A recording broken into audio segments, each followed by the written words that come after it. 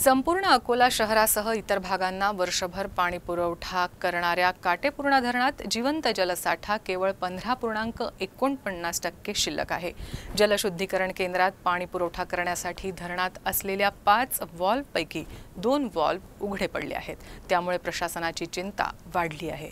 आता पावसाळा तोंडावर आलेला असल्याच्या पार्श्वभूमीवर धरणातील जिवंत जलसाठा पाहता अकोला शहरवासियांना पिण्याच्या पाण्याची टंचाई जाणवणार नाही। शहरात महानगरपालिका प्रशासनानं पाणी पुरवठ्याचं नियोजन केलं आहे। त्यामुळे पावसाळ्यापर्यंत तरी पाणी टंचाई भेडसावणार नसल्याचं दिसून येत आहे। अकोला शहराला नियमित पाणी पुरवठा व्हावा यासाठी काटेपूर्णा धरणात एकूण 5 व्हॉल्व्ह बसवले आहेत। या व्हॉल्व्हमधून क्रमाक्रमानं उघडून जलशुद्धीकरण केंद्राचे कर्मचारी धरणाचं पाणी जलशुद्धीकरण केंद्राच्या फाउंटनमध्ये घेत असतात।